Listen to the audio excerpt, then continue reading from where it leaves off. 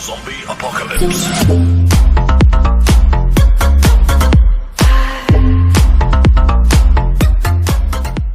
Buen día, bienvenidos a mi canal de YouTube. Yo soy el profesor José Guaranca y estamos para hacer este video tutorial acerca de lo que es el tema de la presión hidrostática, ¿no? Ya ingresando al capítulo de hidrostática, tenemos justamente que manejar este primer concepto. Todos creo que hemos tenido la experiencia de sumergirnos dentro del agua, en el mar, en la piscina, y hemos sentido ligeras molestias en el oído, ¿no? En la oreja. Y esto originado justamente por la presión que ejerce el líquido sobre esa membrana tan sensible que nosotros tenemos en el oído, que se llama tímpano, ¿no? Entonces, de eso justamente queremos hablar. ¿A qué se debe esta llamada presión, ¿no? Que puede ser tan poderosa que inclusive podría destruir no solamente poderosos y muy sólidos, muy rígidos submarinos, sino impediría también de esa misma forma de que algunas especies marinas que habitan esas grandes profundidades no podrían estar en una profundidad menor, ¿no? Sino a grandes profundidades. Vamos a hablar también de lo que es la experiencia de Torricelli, cómo se midió la presión atmosférica y cómo vamos a manejar justamente estos conceptos relacionados a la medición de la presión de líquidos y de gases también, ¿no? Vamos a hablar de los manómetros acá y empezando del barómetro, ¿no? O sea, de ese aparatito que nos sirve para medir la presión atmosférica local, ¿no? Cada ciudad tiene un determinado valor para la presión atmosférica, ¿no? Al nivel del mar, un valor, y en otras ciudades que están por encima del nivel del mar, la presión atmosférica disminuye, ¿no? Ahora vamos a explicar justamente el por qué. Bien, empecemos con este gráfico, ¿no? Hablar de lo que es la presión. La presión está definida como la fuerza normal que se ejerce por unidad de área de una determinada superficie, ¿no? La fuerza normal, ¿no? O sea, perpendicular a la superficie tiene que estar la fuerza, ¿no? Esa es la que nosotros evaluamos a la hora de hablar de presión, ¿no? Y si es fuerza sobre área o fuerza por unidad de área, entonces sería Newton sobre metro cuadrado, y a esta nueva unidad que vamos a utilizar para medir la presión se le llama justamente Pascal, ¿no? En honor al célebre Blaise Pascal, ¿no? Francés. Bien, encima de los cuerpos que están sumergidos en un líquido, vamos a encontrar siempre una columna de líquido sobre él, ¿no? Esta columna de líquido tiene un peso, y ese peso es justamente lo que va a originar la presión. O sea, aquí nosotros vamos a encontrar fuerzas por unidad de área, ¿no? Entonces vamos a decir que la presión que se origina aquí es el cociente justamente de la fuerza, la presión, el cociente de la fuerza normal ejercida por unidad de área, ¿no? Acá tenemos sobre la cabeza de este buzo, tenemos una determinada superficie, una determinada área, ¿no? Entonces vamos a ver. En primer lugar tendríamos que decir que esa fuerza normal no es otra cosa que el peso, ¿ya? El peso estaría actuando sobre esa área, y como nosotros sabemos, el peso se puede expresar en el cociente, en el producto de la masa por la aceleración de la gravedad, ¿no? Acá tenemos justamente ese valor del peso referido a esta columna de líquido que está encima de la persona, ¿no?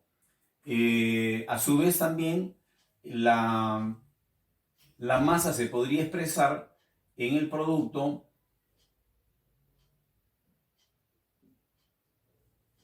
de la densidad por el volumen, ¿ya? Entonces la expresión quedaría así: Pero este cociente volumen sobre área se podría escribir simplemente como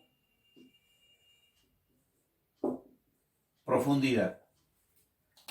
Vale decir, aquí nosotros tenemos este cociente expresado simplemente como H, profundidad, ¿no? Que es justamente lo que nosotros tenemos aquí.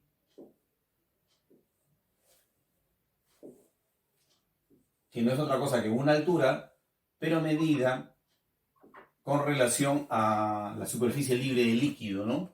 Entonces, por esa razón, nosotros hablaremos básicamente no de altura, sino de profundidad, ¿no? Entonces, esta ecuación nos está diciendo que la presión depende directamente de la profundidad, ¿no? O sea, ρ se supone que es la densidad del líquido y g es la aceleración de la gravedad. Entonces, la presión dentro de un líquido es función directa de la densidad, perdón, de la profundidad, ¿no? Entonces, a medida que aumenta la profundidad, aumenta la presión, ¿no? Y esa presión se ejerce normalmente, o sea, en forma perpendicular, sobre la superficie de los cuerpos que se encuentran justamente sumergidos dentro del líquido, ¿no? Y como están observando ustedes, las flechitas que dibujamos van en aumento, o sea, vale decir, a medida que estamos más dentro del líquido, la presión tiene que ser mayor, ¿no? Que es justamente lo que vamos a ver a continuación. Entonces, el término presión hidrostática se refiere a la presión que está ejerciendo un líquido sobre los cuerpos que se encuentran sumergidos dentro del líquido o del fluido estático, ¿no? Aquí en este caso nosotros estamos indicando que ρ es la densidad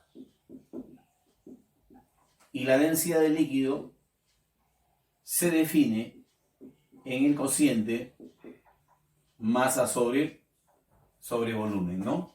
Y a propósito justamente de este cociente V sobre A, ¿no? O sea, al cociente V sobre A nosotros le hemos llamado H, ¿no? ¿En virtud de qué? En virtud justamente de que nosotros entendemos que esta columna de líquido no es otra cosa que un cilindro. Entonces, el cilindro tiene las bases iguales, con la misma área, ¿no? Y entonces, si nosotros hablamos del volumen de este cilindro, tendríamos que decir que es el producto de el área por la altura, ¿no? Y si nosotros hacemos el despeje volumen sobre área, nos estaría dando justamente la altura, ¿no? Entonces, es por esa razón que nosotros hemos puesto acá volumen entre área, altura, ¿no? Altura de esta columna, o sea, en este caso H vendría a representar la altura de esta columna de líquido, que dentro del líquido vendría a ser considerada como una profundidad, ¿no es cierto? La densidad se mide,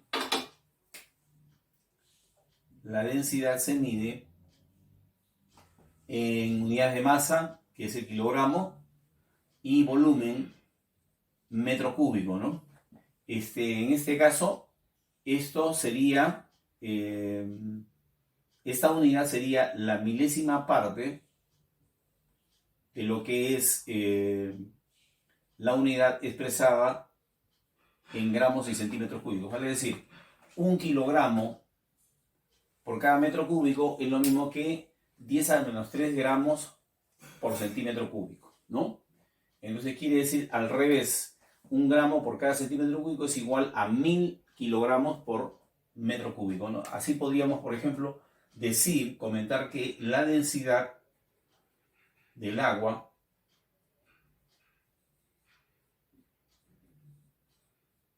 es igual a 1 gramo por cada centímetro cúbico, pero expresado en las unidades del sistema internacional sería 1000 veces 1 kilogramo por metro cúbico, ¿no? Ese sería para el caso de la densidad. Bien, y pasamos a ver justamente el principio fundamental de la hidrostática. ¿Qué dice? El principio fundamental de la hidrostática nos está diciendo de que si nosotros tenemos dos puntos a la misma profundidad, entonces las presiones tienen que ser iguales. Por ejemplo, acá nosotros tenemos a igual profundidad el punto 1 y el punto 2, ¿no? Están a la misma profundidad, por lo tanto las presiones en 1 y en 2 tienen que ser iguales, ¿no? Obviamente. Acá, por ejemplo, en los puntos 3 y 4 también están soportando una misma presión, ¿no? ¿Cuál es esa presión que estarían soportando esos puntos?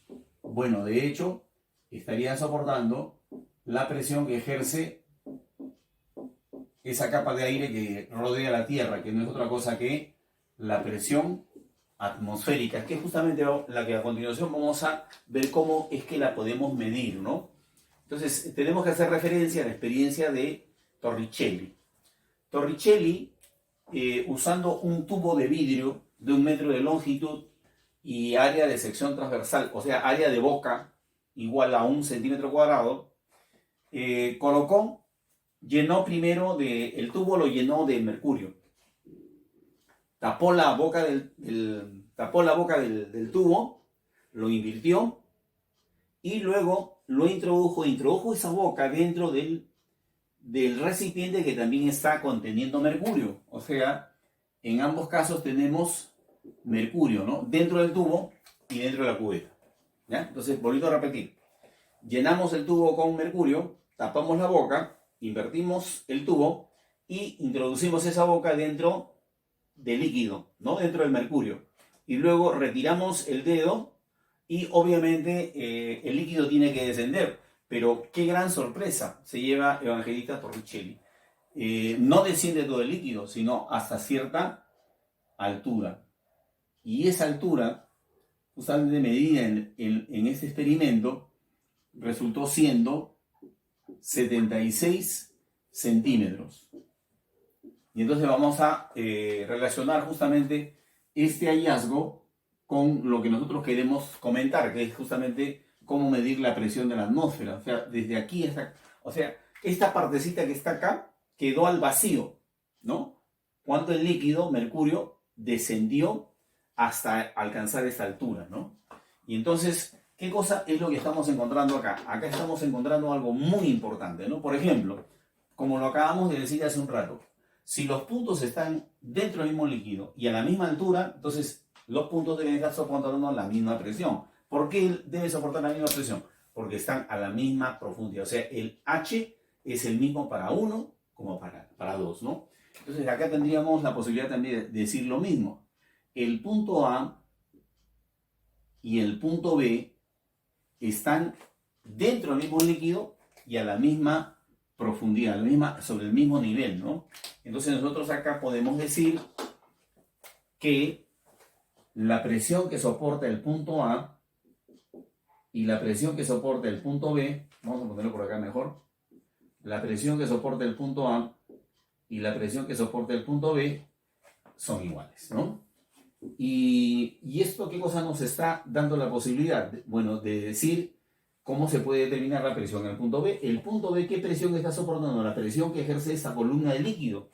De igual manera que nosotros aquí hemos visto cómo se calcula la presión que ejerce esta columna de líquido que está encima del buzo, aquí nosotros también vamos a calcular la presión en el punto B haciendo uso justamente de esa relación, multiplicando la densidad del mercurio, porque el líquido que está dentro es mercurio, por la aceleración de la gravedad y la altura, ¿no? O sea, de esa columna de líquido. Y entonces acá nosotros tendríamos que hacer una multiplicación así.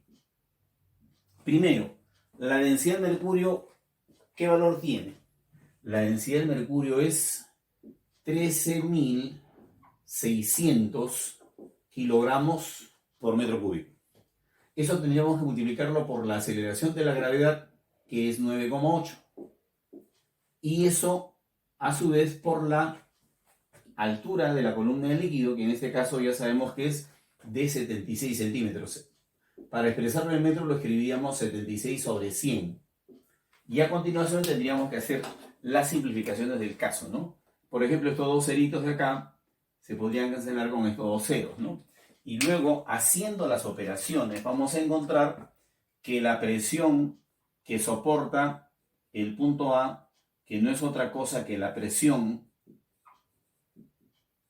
atmosférica, tendría el siguiente valor. Sería 1,013 por 10 a la potencia 5 en unidad de presión, que como ya hemos dicho, la unidad de presión es el pascal, ¿no? Entonces esa vendría a ser la forma de cómo medir la presión de la atmósfera por medio de este experimento, ¿no? Entonces, esto no es otra cosa que, esto también lo podríamos expresar así, ¿no? Lo podríamos expresar como 100 kilopascales. O sea, ¿cuántos ceros tiene el 10 a la 5? 5 ceros, ¿ya? Con 3 ceros se forma 1000, ¿no? La unidad kilo, 1000 pascales, o sea, con 3 ceros, 1000 pascales. Y quedarían 2 ceros más, que sería entonces la forma de expresar el valor de la presión atmosférica, justamente, que vamos a ver a continuación en algunos problemas utilizando este valor, ¿no? Ahora, antes de pasar a resolver un problemita, quisiera hacer un comentario en relación a cómo esto nos sirve para medir la presión de un gas o la presión de un líquido, ¿no? Entonces, para ello vamos a hacer un pequeño gráfico de la siguiente manera, ¿no? Vamos a suponer que tenemos aquí un recipiente, un balón de gas que va a contener un gas, ¿ya? Y ese balón va a estar conectado a un tubo. Ese tubo vamos a ponerle la forma de U.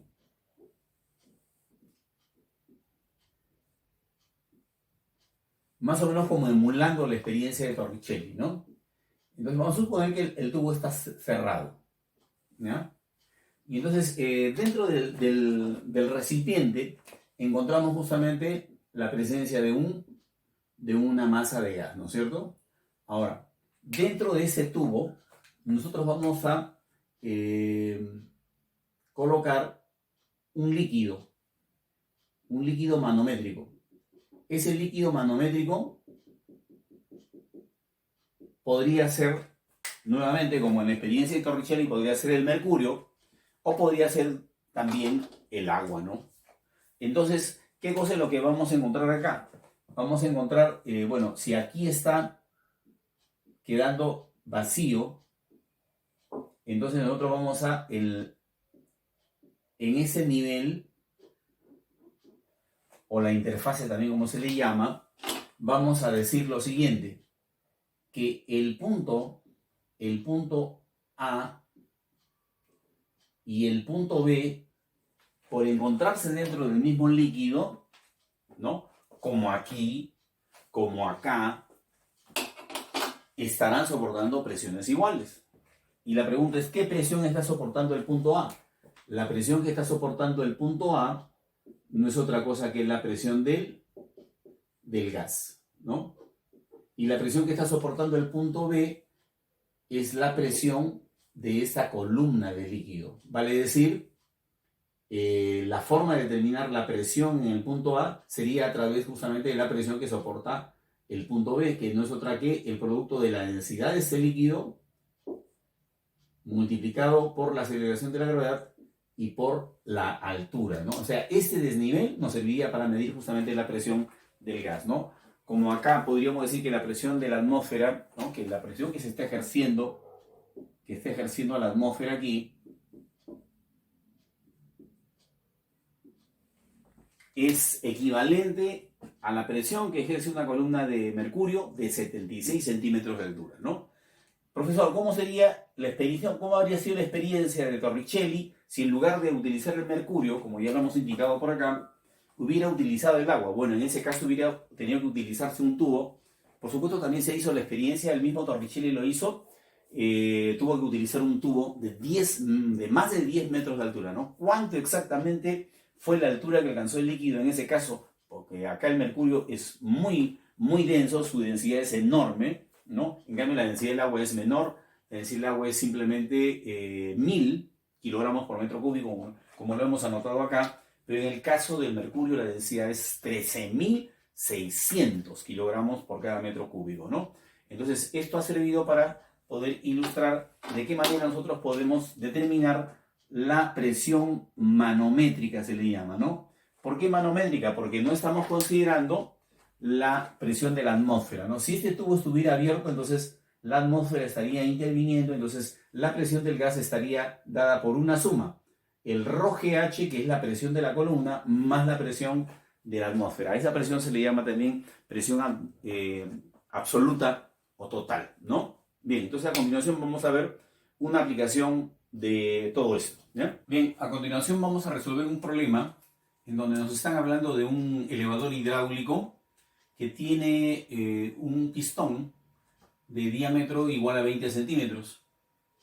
Tenemos que levantar la llanta posterior o las llantas posteriores del vehículo, que tiene 1500 kilogramos de masa, y nos están pidiendo determinar la presión que debe, la mínima presión del elevador. Bueno, empezamos ya con una dificultad, ¿no? Lo de la mínima presión.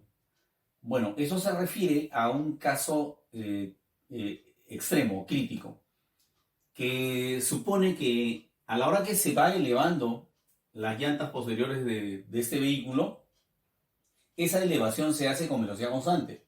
Vale decir, con una velocidad tan pequeña que prácticamente podríamos nosotros considerar que en todo momento hubo equilibrio estático, ¿no? O en todo caso que se hizo la elevación con velocidad constante y en todo momento hubo también equilibrio, en este caso cinético, ¿no? Entonces, esa es la idea que nosotros debemos manejar para poder determinar justamente el valor mínimo de la presión. Entonces, lo primero que tenemos que hacer es, en el diagrama de cuerpo libre, considerar el peso del vehículo. Ese peso debe estar actuando sobre el centro de gravedad y ese vector lo estamos dibujando justamente en una línea que está equidistante de esas dos fuerzas, ¿no?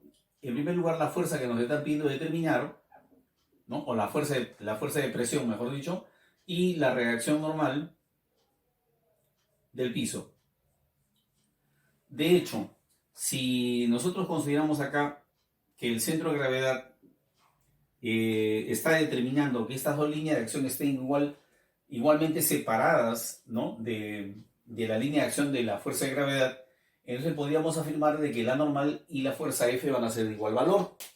Vale decir, esta fuerza tendrá que ser necesariamente la mitad de lo que es la fuerza de gravedad, o sea, la mitad de mg, necesariamente, igual que n, ¿no?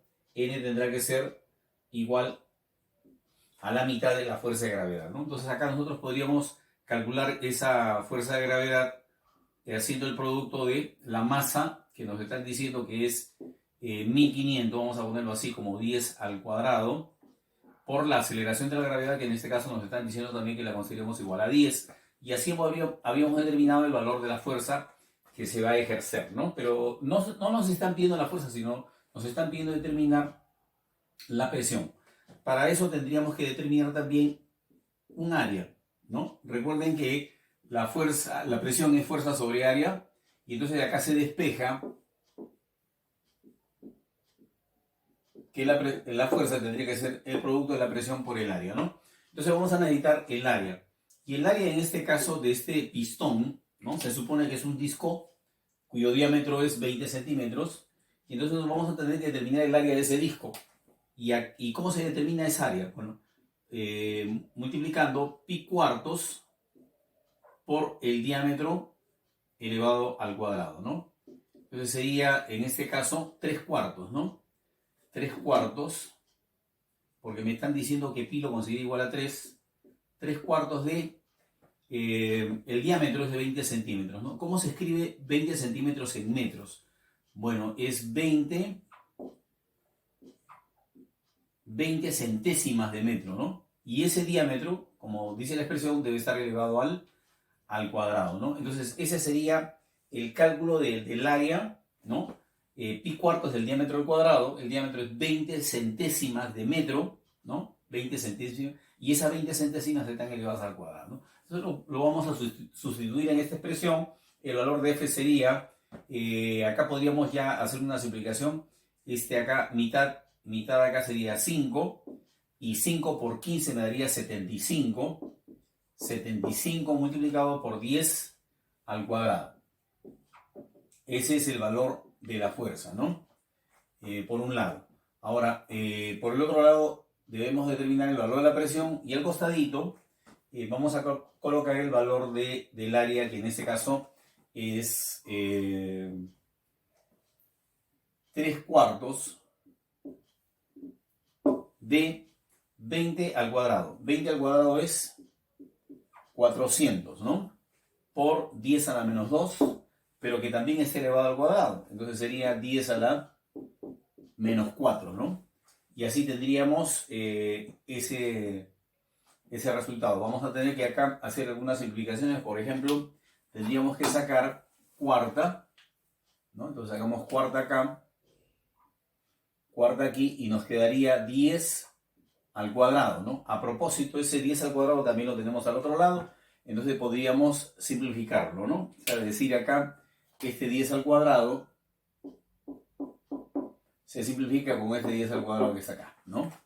Entonces nos estaría quedando, también podemos sacar tercia por acá, tercia 1, y tercia por acá quedaría 25, ¿no? Entonces ya estamos casi con la solución del problema, ¿no? Entonces la presión va a quedar por acá multiplicado por 10 a la menos 4, ¿no? Y por acá me quedaría 25. Entonces, ¿de qué presión estamos hablando? Estamos hablando de 25 por 10 a la cuarta, ¿no? Esto expresado, por supuesto, en pascales. ¿Por qué a la cuarta? Bueno, porque primero el 10 a la menos 4 pasa a dividir a 25 y luego lo subimos al numerador y el exponente cambia de signo, ¿no? Esto, en buena cuenta, ¿cuánto es? A ver, vamos a explicarlo despacito, ¿ya? Dividimos entre 10 y multiplicamos por 10. Así quedaría, ¿no? Hemos multiplicado por 10, pero también hemos dividido entre 10. Entonces, ¿cuál es el resultado? Ya podemos decir cuál es el resultado, ¿no? Entonces, la presión sería 25 por 10, 250. Ya, acá. 10 a la cuarta entre 10, ¿qué cosa me va a dar? 10 al cubo. Y 10 al cubo no es otra cosa que 1000, ¿no? 1000 pascales sería entonces, pues, el resultado solicitado, ¿no? Esto nos está diciendo que la clave en este caso tendría que ser la alternativa señalada con la letra B, ¿no? Bueno, con estas ideas nosotros ya podemos resolver este problema, ¿no? Aquí me están hablando de una columna de agua dentro de una tubería cuya altura deberíamos calcular sabiendo que la presión en la parte más baja, o sea, al nivel del piso, es de 270 kilopascales, ¿no? Ahora hay que considerar la aceleración de la gravedad igual a 10, y entonces lo único que tendríamos que hacer es esto, ¿no? Imaginarnos que esta es la columna de agua, ¿no? Así como refiere el problema, que esta columna es una columna de agua y en la parte inferior hay una presión, ¿no? Entonces la presión en la parte inferior, que es justamente el dato del problema, esa presión que tenemos que llamarle manométrica, no es otra cosa que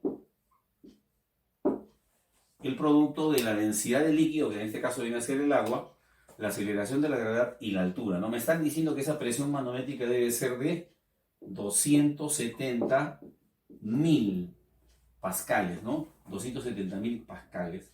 Al otro lado tendremos que colocar la densidad del agua, que es 10 al cubo, ¿no? En kilogramos por cada metro cúbico. La aceleración de la gravedad, que me han dicho que en este caso la debemos considerar igual a 10. Y entonces de aquí tendríamos la posibilidad de decir qué altura debe tener la columna de agua para justamente arrojar un valor o proporcionar un valor de la presión, ¿no? En la parte más baja igual a 270 kilopascales, ¿no? Está claro aquí que el 10 al cubo se puede simplificar y tendríamos la posibilidad de cancelar este 0 con este 0 acá y nos estaría quedando finalmente la respuesta del problema, ¿no?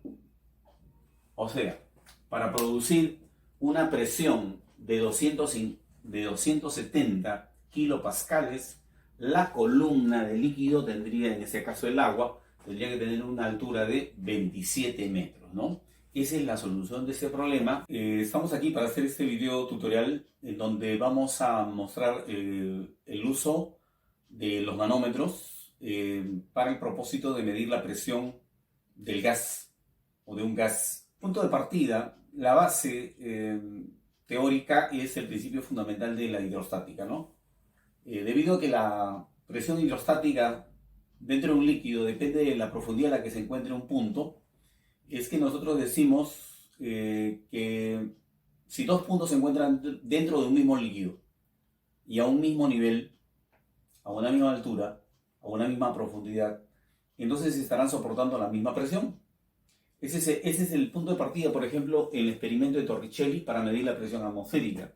El punto A y el punto B están en el mismo nivel y dentro del mismo líquido, por lo tanto, entonces la presión que soporta A, que es la presión atmosférica, es la presión que soporta B, que es la presión de esta columna de líquido. Vale decir, si yo quiero determinar la presión de la atmósfera, lo único que tengo que hacer es calcular la presión que ejerce esa columna de líquido. Ese líquido, en este caso, viene a ser el mercurio. Entonces se dice que la presión atmosférica es igual a la presión que ejercen 76 centímetros de mercurio, o sea, una columna de 76 centímetros, ¿no? Y si nosotros le aplicamos la relación que dice densidad, aceleración de la gravedad y altura, entonces nosotros estamos determinando la presión justamente de esa columna, ¿no? Que en el producto resulta siendo 1,013 por 10 a la 5 pascales, o sea, 101 kilopascales, ¿no? Hay que hacer la salvedad de que cuando nos piden la presión manométrica, nos están exclusivamente pidiendo el valor de la presión que genera justamente una altura del líquido H, una altura H de líquido, y si nos piden la presión absoluta o total, entonces nosotros a ese valor tenemos que sumarle la presión atmosférica, ¿no? Que es justamente en este caso lo que tenemos que hacer.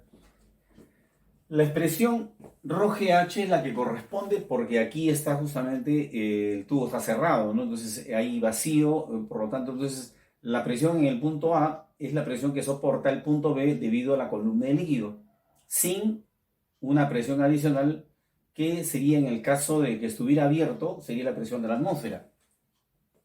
En ese caso estaríamos determinando la presión absoluta, ¿no?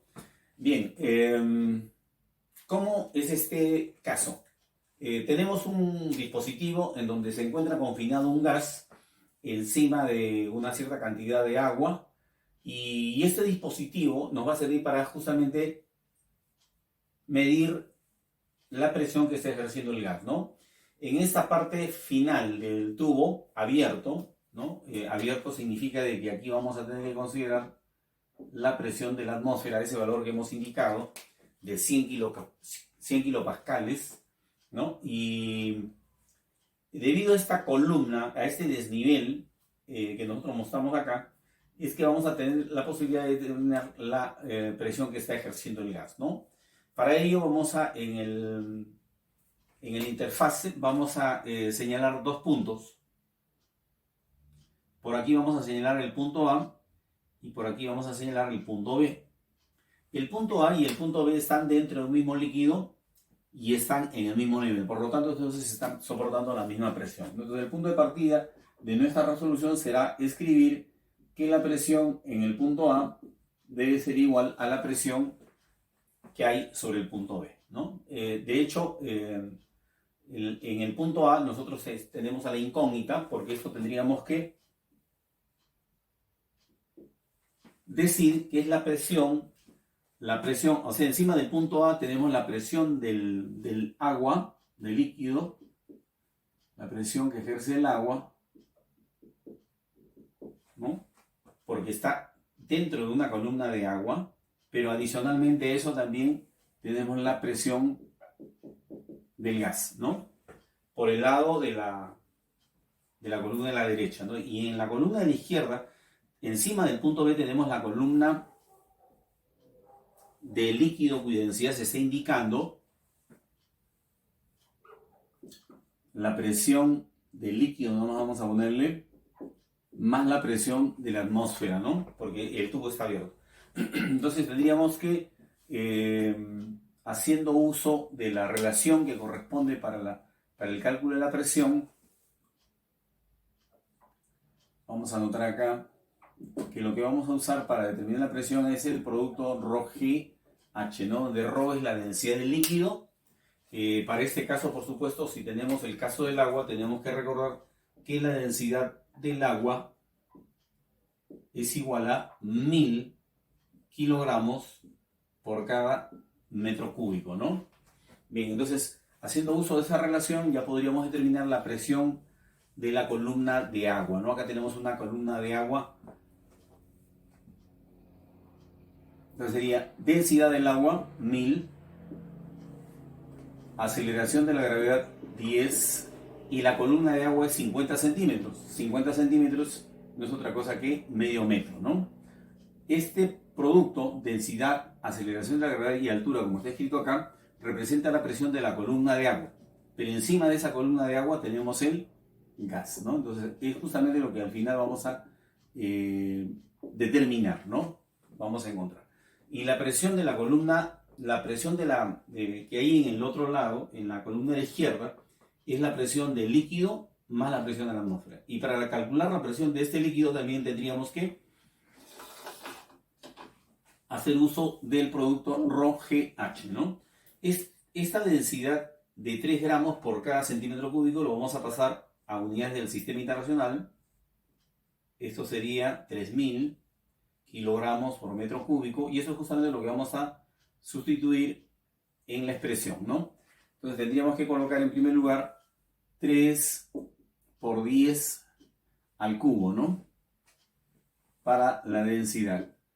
Esa densidad la tendríamos que multiplicar por la aceleración de la gravedad, que es 10, y la columna del líquido, que en este caso tendríamos, es de 8 centímetros, ¿no? 8 centésimas de metro, ¿no? Ahí al costadito vamos a sumarle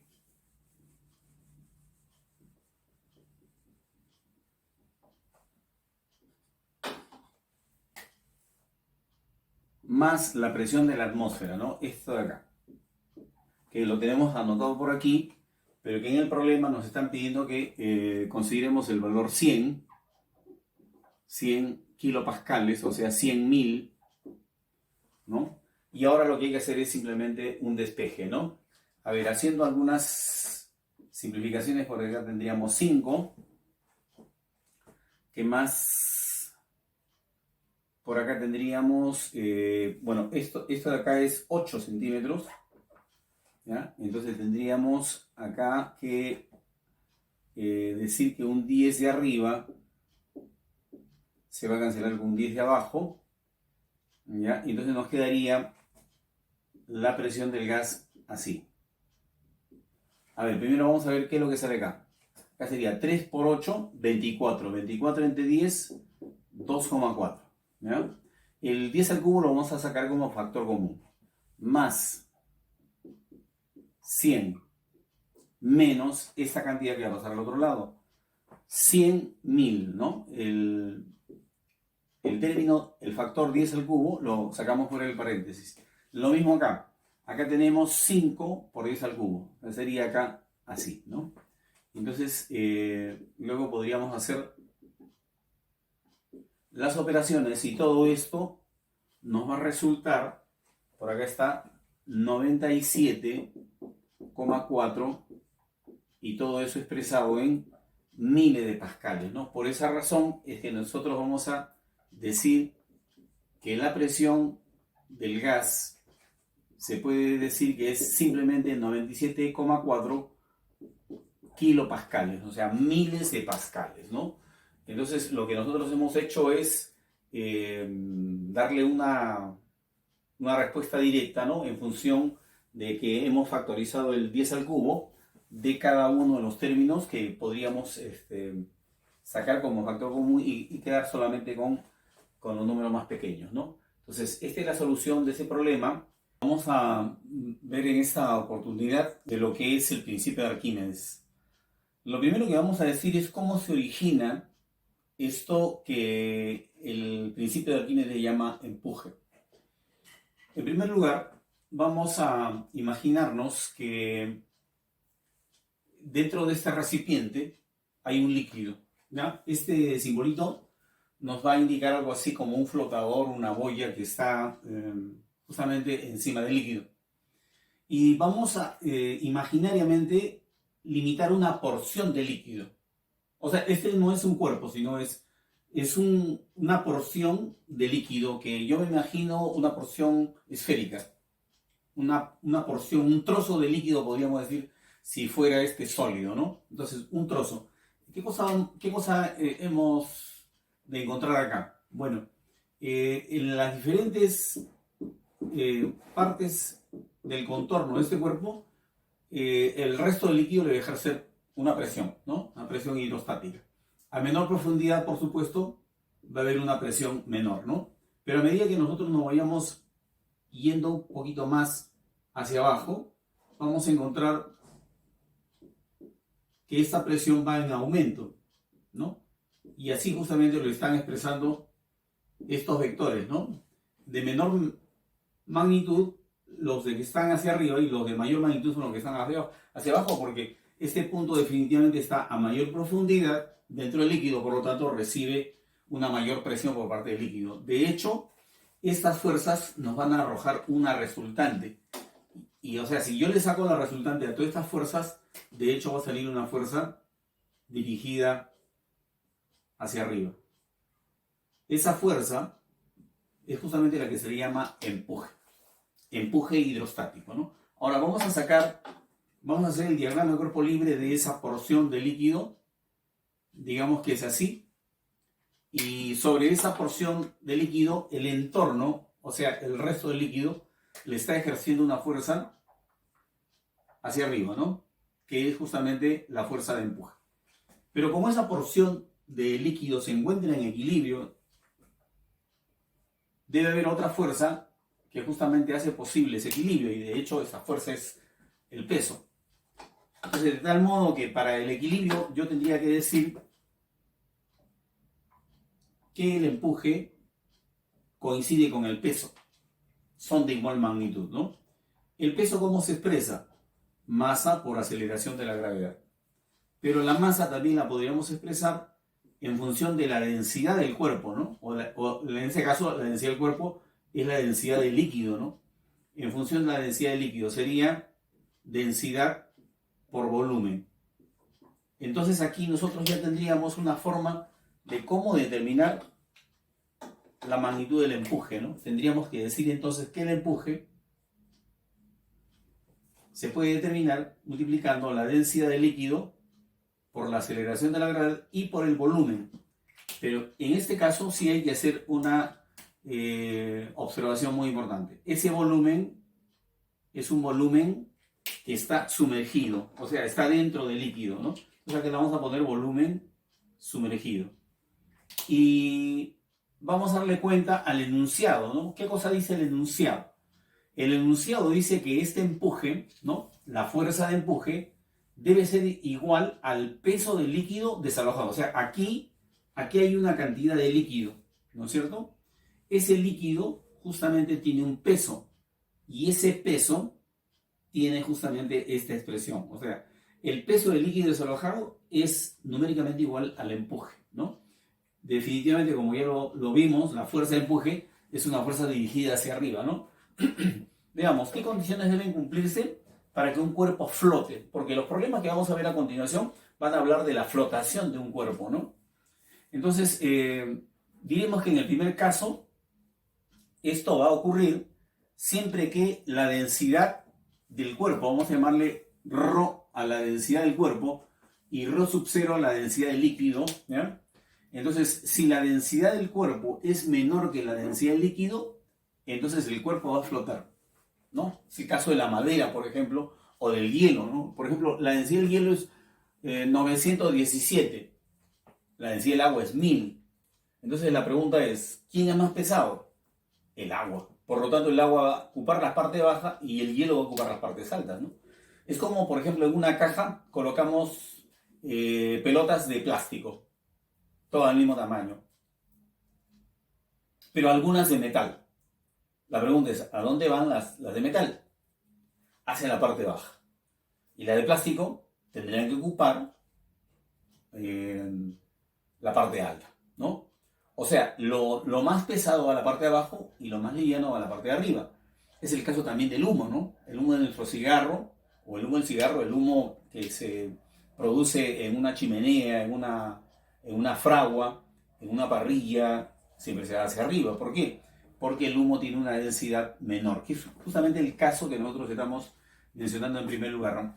Este equilibrio es un equilibrio estable, ¿no? O sea, acá nosotros tendremos que decir también que el peso del cuerpo es numéricamente igual al empuje, ¿no? Debemos acá anotar que el empuje tiene como punto de aplicación justamente el centro de gravedad de la parte sumergida.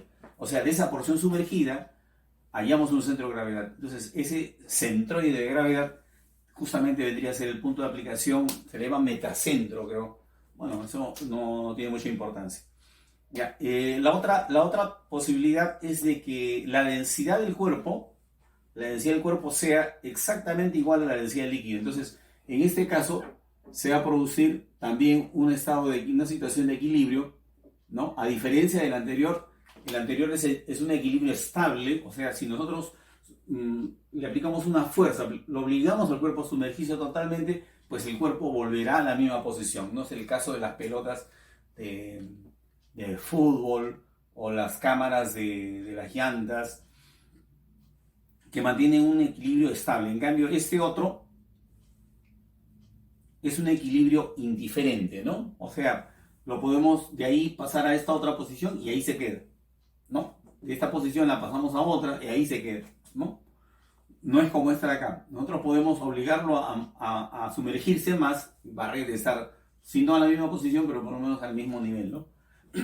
Y el otro caso es el caso del cuerpo que tiene una mayor densidad que el líquido, ¿no? Si el cuerpo tiene una mayor densidad de líquido, entonces aquí lo que nosotros vamos a ver es que el peso va a tener una mayor magnitud que la fuerza de empuje, ¿no? Entonces esto va a originar una fuerza resultante. Aquí no hay resultante. Aquí las fuerzas son iguales, ¿no? No hay resultante. Aquí sí hay una resultante. Por lo tanto, entonces también se va a originar una aceleración, ¿no? Y esa aceleración se va a poder determinar dividiendo la fuerza resultante entre la masa, ¿no? Que la masa en este caso se podría expresar en el producto densidad del cuerpo por el volumen, ¿no?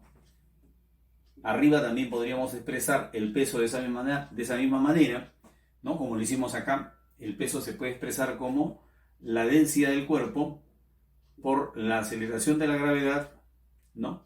Y por el volumen, ¿no? En este caso el volumen está totalmente sumergido, ¿no?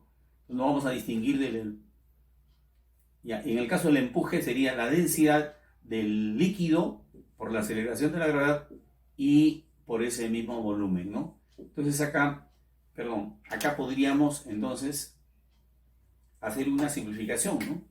Podríamos cancelar el volumen y nos quedaría, a ver, si nosotros cancelamos el volumen nos quedaría así, ¿no? 1 menos la densidad del líquido entre la densidad del cuerpo, ¿no? Y todo esto multiplicado por la aceleración de la gravedad, ¿no? Esto para el caso en que el cuerpo tenga una densidad mayor que la densidad del líquido, ¿no? Entonces, este cociente, si esta densidad es mayor que la densidad del líquido, entonces este cociente es menos que 1, por lo tanto la diferencia sale positiva, ¿no? Y el movimiento, como lo hemos anotado acá, es un descenso acelerado, ¿no? Eso para los problemitas de repente un poquito más complicados, ¿no? Pero vamos a empezar con uno sencillo. Bien, a continuación vamos a ver la solución de este problema. Nos hablan justamente de que un bloque de hielo está flotando en agua dulce, nos da la densidad del hielo y nos están pidiendo determinar la porción del volumen que permanece fuera del agua, ¿no? Entonces, para eso nosotros tendremos que referirnos al primer caso. En el primer caso estamos viendo que si la densidad del cuerpo que va a flotar en el líquido es menor que la densidad del agua, en este caso la densidad del agua es de 1000 kilogramos por metro cúbico. Entonces, de hecho, el cuerpo que va a flotar, el cuerpo, en este caso el hielo, va a flotar en el agua, ¿no? ¿Por qué va a flotar? Va a flotar porque su densidad es menor que la densidad del líquido.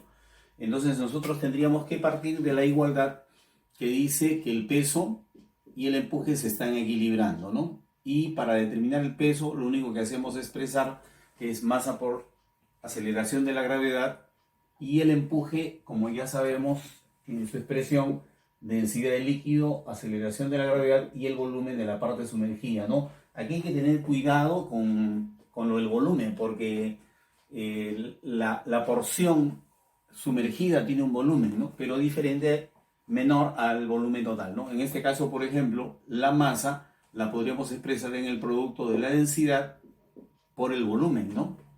¿La densidad de quién? La densidad del cuerpo que va a flotar. Aquí es la densidad del líquido, ¿no? Entonces acá tenemos la densidad del hielo y el volumen sería el volumen del hielo, ¿no? O sea, el volumen total. Entonces, a partir de esta igualdad, nosotros vamos a poder, en primer lugar, hacer una simplificación, ¿no? La aceleración de la gravedad se va a cancelar y podremos expresar el cociente volumen sumergido entre el volumen total, ¿no? Del hielo, ¿no? El volumen del hielo. Y por el otro lado quedaría la densidad del hielo entre la densidad del agua, ¿no? Que es justamente los datos del problema, ¿no? Entonces, en primer lugar tendríamos que poner 917, que es la densidad del hielo, el cuerpo que está flotando, y debajo tendremos que poner la densidad del líquido, que es 1000 para el caso del agua, y acá tendríamos la porción de volumen sumergido comparándose con el volumen total, ¿no? O sea, esto espero que los ayude. Si el volumen sumergido es 917, el volumen total es 1000. O sea, de un total de 1000 unidades, 917 están debajo del agua. La pregunta es, ¿cuánto es lo que permanece fuera del agua? Bueno, entonces el volumen que emerge comparado con el volumen total sería la diferencia, ¿no? ¿Cuánto me está dando este cociente? Este cociente me está dando 0,917. Entonces, ¿cuál es la diferencia? La diferencia con qué me van a preguntar seguramente, ¿no? La diferencia con el total. ¿Cuánto es el total? 1. Entonces acá sería 0,083, ¿no? Que sería la respuesta del problema, ¿no? A ver, vamos a explicar un poquito mejor esto. Si nosotros dividimos arriba entre 10 y abajo entre 10, nos quedaría la expresión así: 91,7 entre 100. Y 91,7 entre 100 no es otra cosa que 91,7%. ¿Qué significa eso? Que de 100 partes del volumen total, 91,7 permanecen sumergidas. Entonces, ¿cuál sería lo que le falta para poder justamente completar el 100%? Porque esto está cerca del 100%, ¿no? El 100%, ¿qué cosa es? El volumen total del hielo. Ya, del volumen total del hielo, ¿no? Como por ejemplo por ahí está graficado, la porción que está achurada es la porción que está debajo. Eso es el 91,7%. La pregunta es, ¿cuánto es lo que está arriba? Bueno, lo que le falta para completar el total. ¿Y cuál es el total? El 100%. Esto no es el 100%, esto es menos que el 100%. ¿Cuánto le falta? Le falta el 8,3%. Vale decir, lo que me están pidiendo es justamente la porción que está afuera, ¿no? La porción que está acá arriba. Y ese es el 8,3%, ¿no? Claro, en fracción decimal, si esto nosotros lo dividimos, esto de acá es 8,3 por cada 100, entonces ahí es donde me va a resultar justamente esta cantidad, ¿no? 8,3 entre 100 es 0,083, ¿no? ¿Qué sería la respuesta a este problema? Bien. A continuación, tenemos una situación que revisar, un problema que tiene que ver con esto de la flotación de los cuerpos en los líquidos, específicamente en el caso de un cuerpo como es el hielo. En ese caso dice, problema de un iceberg, cuya densidad es 0,8. De hecho, la densidad del agua es 1, ¿no? La densidad del agua, vamos a anotarla por acá, en gramos por centímetro cúbico es 1, ¿no? Pero si lo expresamos en unidades del sistema internacional, resulta siendo ya 1000 kilogramos por metro cúbico, ¿no? Pero de hecho, acá nos están hablando de una densidad menor, ¿no? Dice de que está flotando este hielo, manteniendo el 80% de su volumen sumergido, ¿no?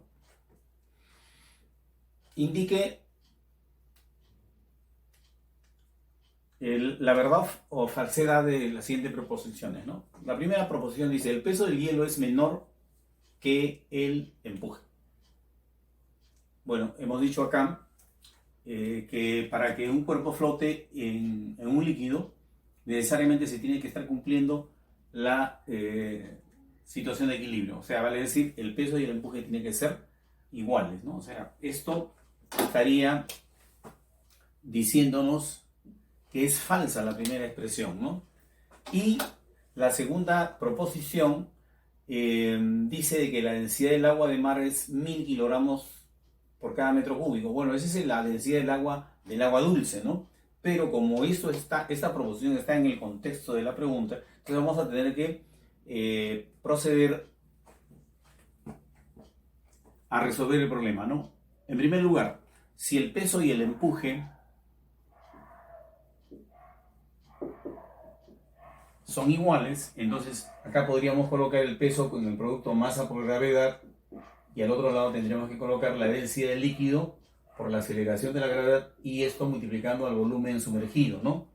Pero acá la masa del iceberg, del hielo, se podría escribir en el producto de la densidad del hielo, ¿no? Por el volumen total, ¿no es cierto? Volumen total del hielo, densidad del hielo. ¿Ya? Se va a cancelar la aceleración de la gravedad y vamos a poder expresar esto como una proporción, ¿no?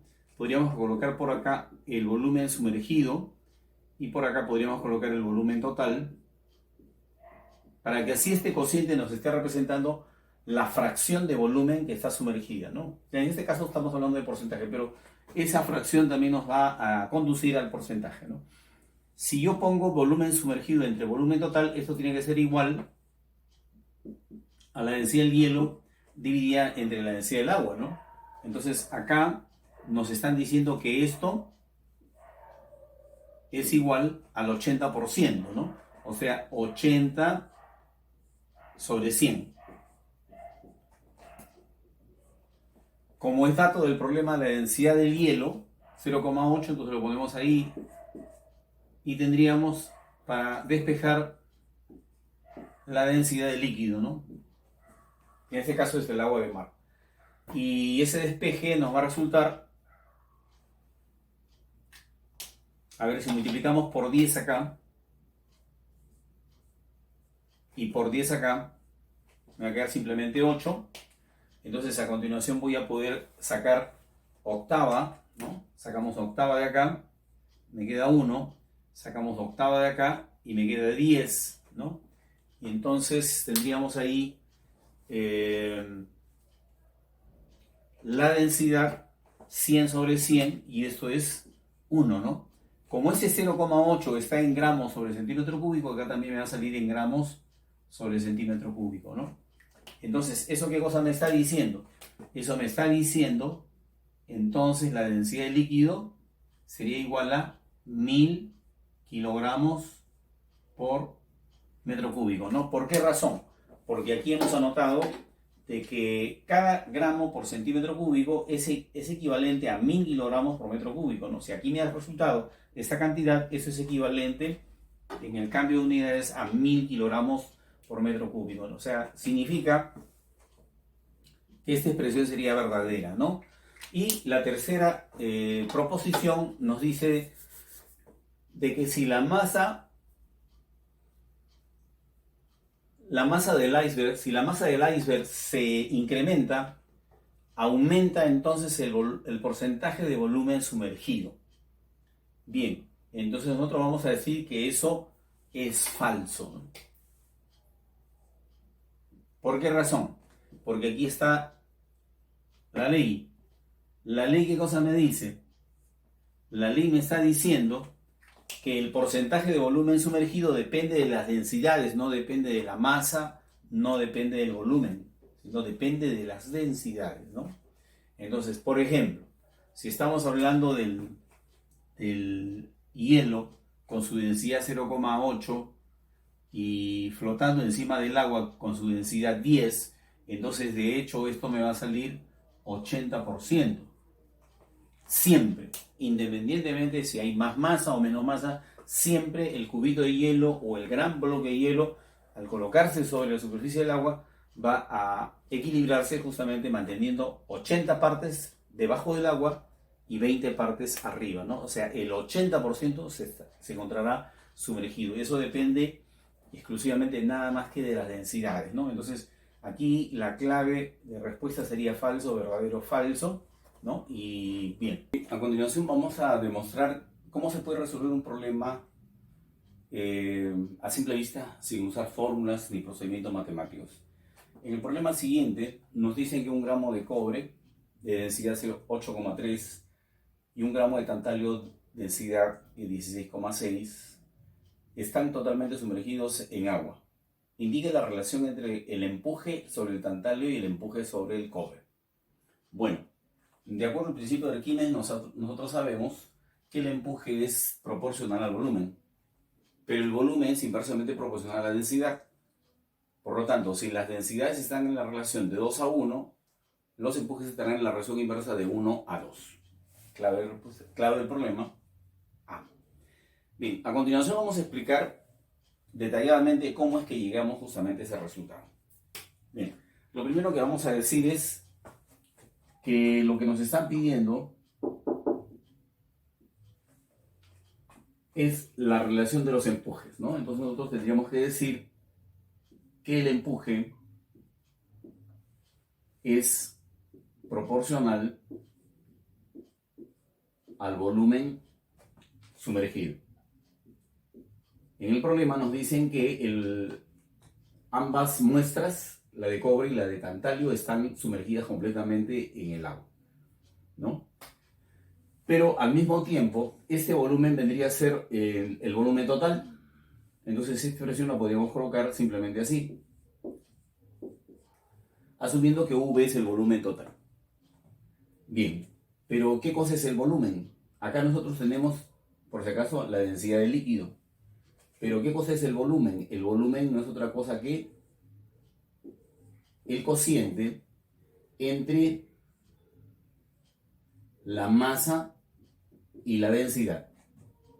Vale decir, si yo expreso el volumen, debe ser mediante este cociente. Ahora, ¿qué cosa debemos considerar?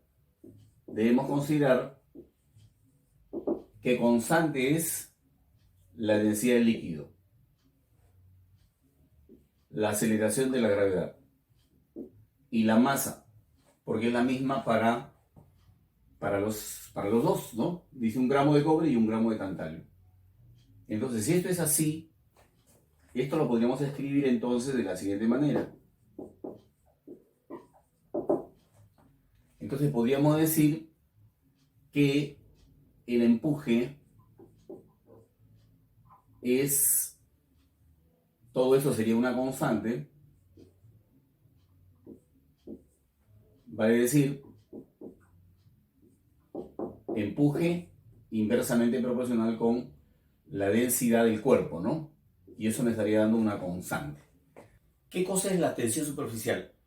Bueno, yo creo que todos tenemos una experiencia grata y al mismo tiempo ingrata también, ¿no? Alguna vez seguramente nos hemos lanzado desde el trampolín hacia las aguas de una piscina y no lo hemos hecho de la manera más apropiada. Vale decir, no hemos tenido cuidado de ingresar al agua en forma de un clavado y más bien hemos golpeado nuestro pecho contra lo que parece ser una membrana porque es así como se comporta justamente la superficie libre de los líquidos, y a esa superficie se le reconoce una tensión, ¿no? Lo mismo que una tela. Y esa tensión se le llama justamente tensión superficial. Bueno, vamos a ver lo que significa esto a nivel molecular, ¿no? Si nosotros señalamos de rojo a una molécula de líquido, vamos a verla en tres posibles casos. Uno, en la molécula ubicada justamente en el seno del líquido, lejos de la superficie libre y soportando la atracción de las moléculas vecinas. Si nosotros graficamos las fuerzas que están actuando sobre esta molécula, tendríamos que reconocer de que por simetría las fuerzas opuestas se van a anular. Vale decir, aquí la fuerza de tensión superficial sería cero, ¿no? Bueno, ¿en qué caso estamos encontrando esta situación? Bueno, en el caso de que la molécula esté alejada de la superficie libre del líquido. Pero ¿qué pasa si nosotros la encontramos a la molécula ya más cerca de la superficie libre? Bueno, vamos a encontrar también acá una fuerza de atracción por parte de las poquitas moléculas que están por encima, pero como debajo hay más moléculas, entonces la fuerza acá es mayor. Y así podríamos encontrar, ¿no?, una situación muy parecida, dándonos como resultante una fuerza, digamos así. Vamos a llamarle Fs. En este caso, en este tercer caso, bueno, ya no encontramos fuerzas encima de la molécula porque ya no hay fuerzas, ya no hay moléculas de líquido por encima de ella porque está la superficie libre. Y entonces nosotros vamos a tener que identificar simplemente fuerzas dirigidas hacia el interior.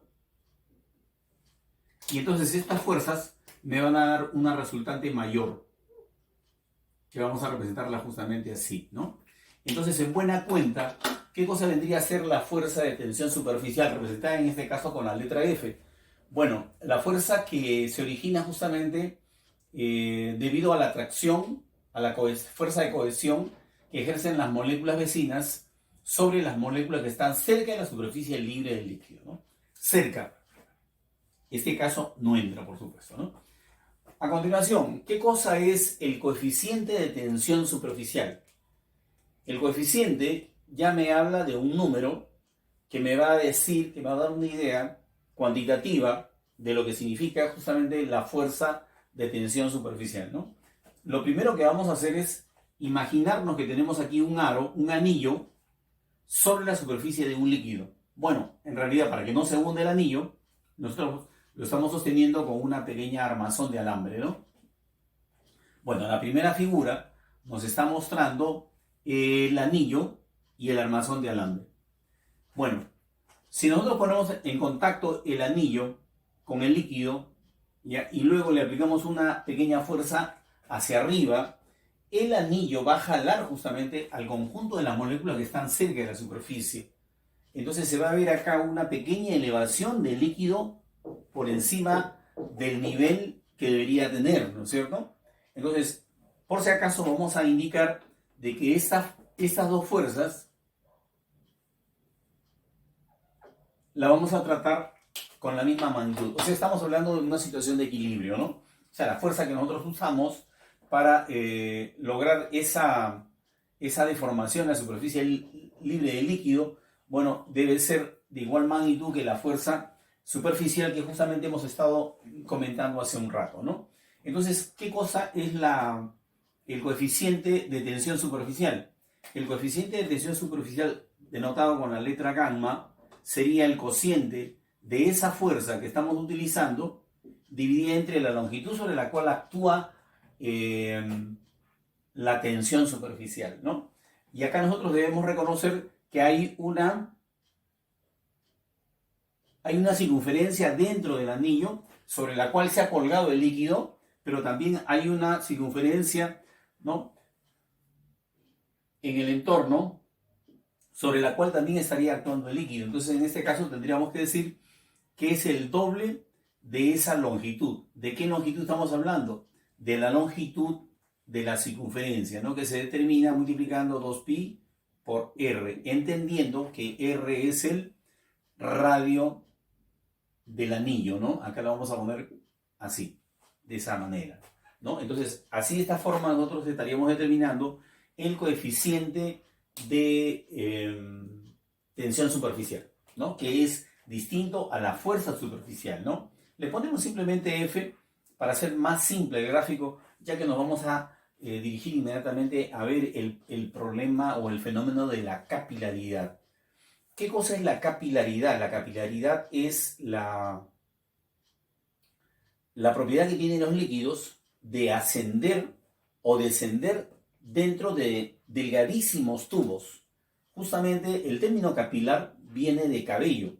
O sea, el cabello es un conducto muy delgado, ¿no? Como el caso, por ejemplo, en las plantas, la savia sube a través de conductos muy delgados, ¿no? ¿Y cómo puede subir, ¿no? La savia, que es un líquido, cómo puede subir a través de estos tubos? Justamente gracias al fenómeno de la capilaridad. Entonces va a haber un ascenso o un descenso del líquido, pero cuando se encuentra en contacto con tubos muy delgados, ¿no? Muy delgados, tan delgados de repente como lo son un cabello, ¿no? Bien, vamos a ver dos casos en concreto. El caso del ascenso del líquido dentro de un tubo capilar cuando está, por ejemplo, en este caso, el agua en contacto con el vidrio. Si el agua se pone en contacto con el vidrio, vale decir, si este es un tubo capilar, o sea, muy delgado, que lo hemos puesto en contacto con el líquido, entonces se le va a ver al líquido inmediatamente subiendo a través del tubo capilar. Bueno, muchos van a decir, profesor, ¿y eso cómo es posible? Bueno, hasta este momento nosotros hemos mencionado la fuerza de tensión superficial, que es la fuerza ocasionada por la atracción que ejercen las otras moléculas, las moléculas vecinas, sobre una de las moléculas que está cerca de la superficie libre del líquido, ¿no? Pero a continuación lo que vamos a mencionar es que también el tubo capilar, o sea, en este caso el tubo de vidrio, está ejerciendo una fuerza que se le llama fuerza de adhesión. O sea, ejerce una fuerza de atracción sobre el líquido, que es justamente la que en este caso va a motivar este fenómeno, ¿no? Entonces, si nosotros queremos, por ejemplo, saber cuánto se llega a elevar el líquido sobre el tubo capilar, cuando el líquido es el agua y el tubo capilar es de vidrio, entonces lo vamos a calcular inmediatamente a continuación. Pero también vamos a aprovechar para decir que si nosotros ponemos el tubo capilar en contacto con una determinada cantidad de mercurio, el mercurio, a diferencia del agua que asciende sobre el tubo capilar, en este caso el mercurio va a descender, ¿no? Entonces el ángulo teta de contacto, acá debimos graficarlo así también. El ángulo teta de contacto justamente nos va a decir si el líquido moja o el líquido no moja. Y por si acaso este es un término de la física, no es un término que se me haya ocurrido a mí. ¿Cuándo se dice que un líquido moja?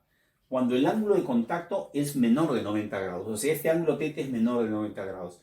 ¿Y cuándo el líquido no moja? Cuando el ángulo de contacto entre el vidrio y el líquido es, bueno, con la tangente, ¿no es cierto?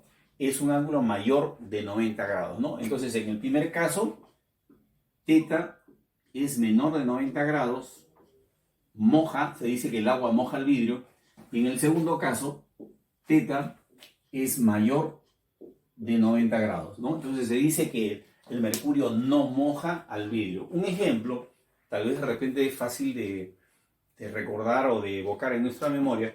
Si alguna vez nosotros por accidente rompimos un termómetro, el tubo es de vidrio, y cuando se rompe el tubo de vidrio, pues se sale pues, el líquido que contiene, que es el mercurio. Y ustedes van a ver que el mercurio, en lugar de explayarse sobre la superficie, se mantiene como formando algo así, una esfera, ¿no? Un cuerpo con una forma definida, es decir, no se extiende, vale decir, no moja la superficie, ¿no? Sobre la cual ha caído. Bien, entonces vamos a ver cómo es que podemos determinar el valor de H a propósito de algunas preguntas que seguramente ustedes van a encontrar dentro de este tema, ¿no? Preguntas típicas. Bien, en primer lugar vamos a decir que esa columna de líquido tiene un determinado peso. Ese peso obviamente lo vamos a representar en el producto masa por aceleración de la gravedad. Estamos hablando del peso de esa columna de líquido que se ha elevado sobre la superficie del líquido, ¿no? Y la otra fuerza que tendríamos que estar manejando acá sería la fuerza de tensión superficial, ¿no? Que es esta de acá. Pero lo que nosotros vamos a decir es de que esa fuerza, por si acaso, está actuando a lo largo de una circunferencia. Por eso es que no la vamos a dibujar acá nuevamente, porque si la dibujamos acá estaríamos ya considerando dos veces la misma fuerza, ¿no? Entonces, una vez nada más. Y vamos a decir que si nosotros queremos estudiar el estado de equilibrio, ¿no? Porque se supone que en este caso hay un equilibrio, luego que se produce el ascenso, hay un equilibrio entre el peso de la columna de líquido y la fuerza de tensión superficial. Entonces tendríamos que decir acá, en primer lugar, que esta fuerza se puede determinar, a ver, vamos a apuntarlo acá mejor. La fuerza se puede determinar, a ver, despejando de acá, ¿a qué sería igual F? Sería igual al coeficiente de tensión superficial multiplicado por la circunferencia, ¿no? Que en este caso viene a ser 2pi por R, ¿no? Eso por un lado, ¿no? Y por el otro lado, nosotros tendríamos que decir que a esa fuerza, para el equilibrio,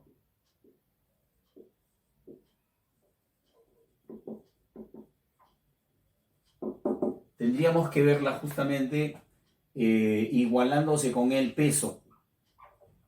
Ya. El peso es una fuerza vertical dirigida hacia abajo. Entonces acá tendríamos que descomponer a esa fuerza, ¿no?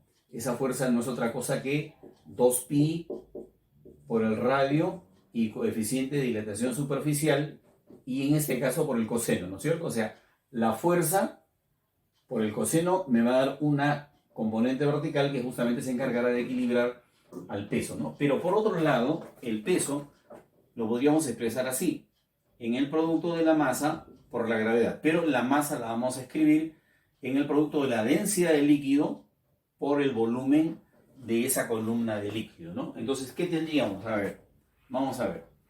Tendríamos densidad, el volumen de esa columna de líquido es el volumen de un cilindro, y el volumen de un cilindro se determina multiplicando el área de la base por la altura, ¿no? Ahí ya está participando H, ¿no? El área de la base sería el área de un círculo, ¿no? Y el área de un círculo se determina multiplicando el valor de pi por el radio del tubo, ¿no es cierto?, elevado al cuadrado, ¿no? Acá al otro lado, por supuesto, esto ya no entra. Tendríamos que colocar 2pi por el radio, el coeficiente de dilatación superficial y el coseno del ángulo, ¿no? Entonces ya estaríamos ahí a punto de decir, entonces, en buena cuenta, cómo podemos determinar el valor de dicha altura, ¿no? Entonces lo vamos a poner por acá. A ver, H, ¿a qué sería igual? Primero vamos a hacer las simplificaciones. La constante pi, que está a la izquierda, con la constante pi de la derecha se va a cancelar. Otra cosa que podemos cancelar también es el radio.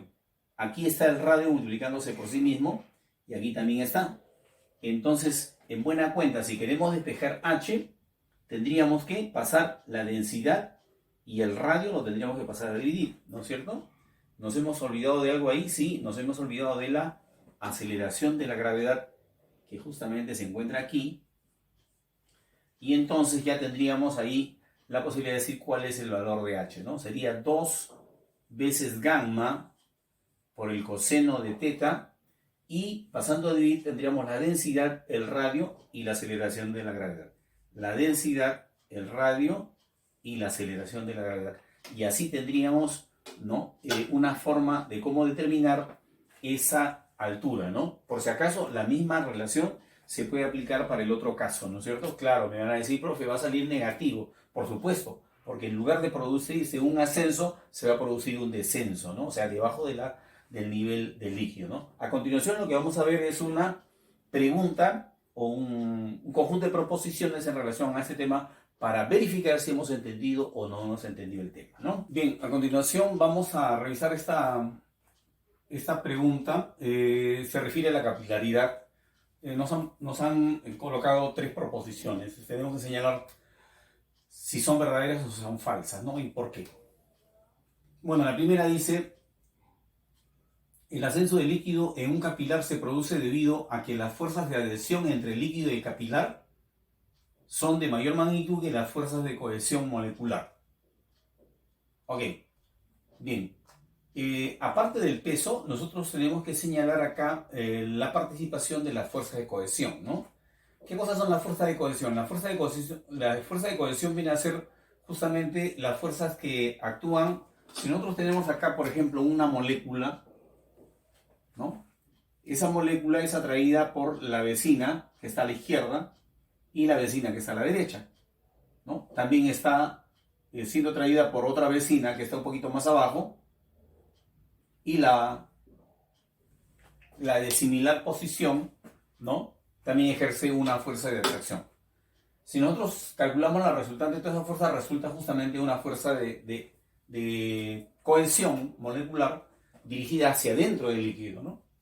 La que está dirigida hacia adentro del líquido es la fuerza de cohesión molecular. Y la fuerza que está dirigida hacia afuera del líquido, en el caso, por ejemplo, agua-vidrio, es la fuerza de adhesión, ¿no? La fuerza que le ejerce el tubo capilar al líquido.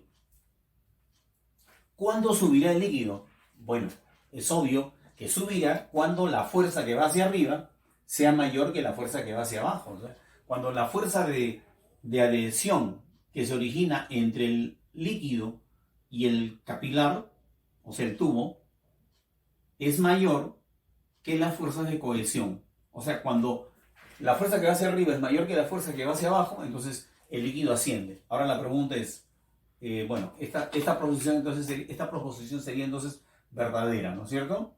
Entonces, primera proposición verdadera. ¿Hasta dónde tiene la posibilidad de elevarse el líquido? Bueno, el líquido ascenderá por el tubo capilar hasta que la fuerza de adhesión se logre equilibrar con el peso del líquido, ¿no? Entonces, esta segunda proposición es verdadera. Lo que queremos decir, lo que queremos mostrar es lo siguiente: que la fuerza de adhesión apunta hacia arriba, pero resulta mayor que la resultante del peso y la fuerza de tensión superficial, que son dos fuerzas dirigidas hacia abajo, ¿no? Entonces, si estas dos fuerzas dirigidas hacia abajo son superadas por la fuerza de adhesión, el líquido tiene que subir. La pregunta es ¿hasta dónde tiene que subir? Hasta que el peso y la fuerza de cohesión molecular, las dos, me den una resultante igual justamente que la fuerza que va dirigida hacia arriba. Entonces, hasta ahí el líquido asciende, ¿no? Entonces, la segunda proposición también es correcta, ¿no? Porque nos dice que se va a producir el ascenso hasta que la fuerza de adhesión se iguale con la fuerza de cohesión, ¿no? Bien, y la tercera proposición también es correcta. ¿Por qué razón? Porque nos está diciendo que la altura que se eleva, o sea, se refiere a esta altura, la altura que se eleva el líquido será proporcional a la tensión superficial. La tensión superficial o coeficiente de tensión superficial, gamma, justamente aparece en el numerador, ¿no? Diciéndonos que a la hora que aumenta, también aumentará la altura, ¿no es cierto? Entonces significa de que si disminuye el coeficiente de tensión superficial, también disminuirá esta altura, ¿no? Bien, entonces esa sería la proposición correcta en relación a que es proporcional, o sea, directamente proporcional al coeficiente de tensión superficial. Por esa razón, entonces estaríamos indicando que la clave correcta vendría a ser en este caso la señalada con la letra A. Bien, si les pareció interesante este video, no se olviden de darle like y suscribirse a mi canal, porque todos los días estamos subiendo un conjunto de situaciones diferentes, ¿no? A propósito de esto, los temas de física para los que postulan o procuran ingresar a las universidades, ¿no? No solamente del Perú, sino de otras universidades también. Las diferencias no son muy grandes, no son significativas. denle like a mi video y no se olviden de suscribirse y de darle clic en la campanita también para que le lleguen las notificaciones de nuestros nuevos videos, ¿no? Nos vemos entonces.